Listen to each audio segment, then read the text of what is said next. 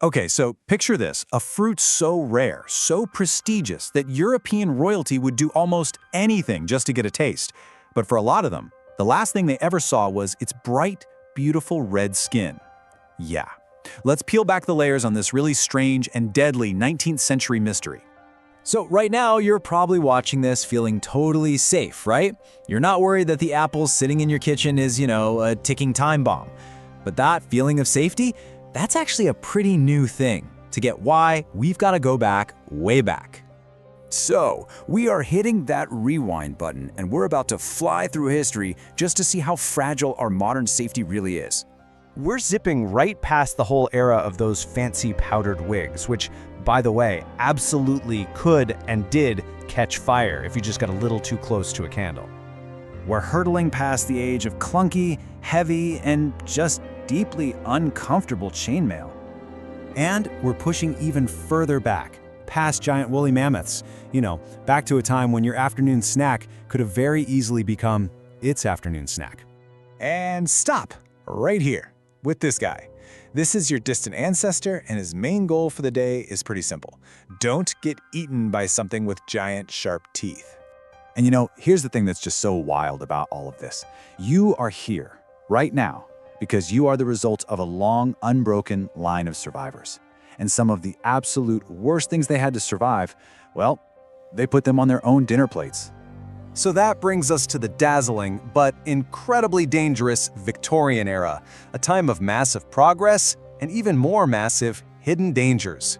See, in the 19th century, if you really wanted to show off how rich you were, you didn't buy a fast car, you bought a pineapple. European high society was absolutely desperate to get their hands on bright, beautiful, exotic fruit to show off at their fancy dinner parties. But okay, here's the problem. The global fruit trade was blowing up, but it was a total Wild West. There was no FDA, no health inspectors, nothing. And when you try to ship fresh fruit halfway across the world in a slow wooden boat, it usually shows up as a gray, rotting, unappealing mess. So the vendors had a huge problem.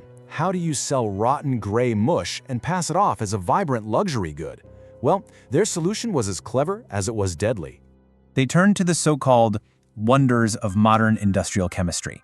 Their thinking was, hey, if we can't keep the fruit fresh, maybe we can at least make it look fresh. This just lays out their horrifying playbook. Step 1, import the fruit. Step 2, let it rot during the long trip. And here's the big trick. Step 3, they'd soak that gray mush in giant vats of toxic industrial dyes to make it look bright and beautiful again. And finally, step 4, sell it to the wealthy who had no clue they were eating chemical bombs disguised as a fancy snack. So the people eating this stuff, they had no idea what they were actually biting into. They were experiencing what we're calling the red veil, a terrifying warning coming directly from inside their own bodies. The main villain in these dyes was a chemical called methanol. Now, methanol is a toxic industrial alcohol. It's great for things like fuel and solvents, but it's something the human body just cannot process. It's poison. So here's exactly what happens inside the body step by step. First, someone eats the fruit and ingests the methanol. Their body, trying its best to process this stuff, converts it into formaldehyde and then into formic acid. And that formic acid, as you can see here, launches a direct assault on the optic nerve. The result? A complete biological collapse that leads to permanent, totally irreversible blindness. Can you even imagine that? Suddenly, in all these wealthy neighborhoods, there are these terrifying outbreaks. People are literally going blind overnight, completely clueless that the beautiful, colorful fruit on their table was actively destroying their nervous system from the inside out. So how does this horrifying history lesson connect to your kitchen today? Well, it has a direct and, frankly, pretty delicious consequence. Just take a look at this comparison. Back then, that 19th century fruit, it looked perfect, but it was an unregulated, lethal chemical bomb.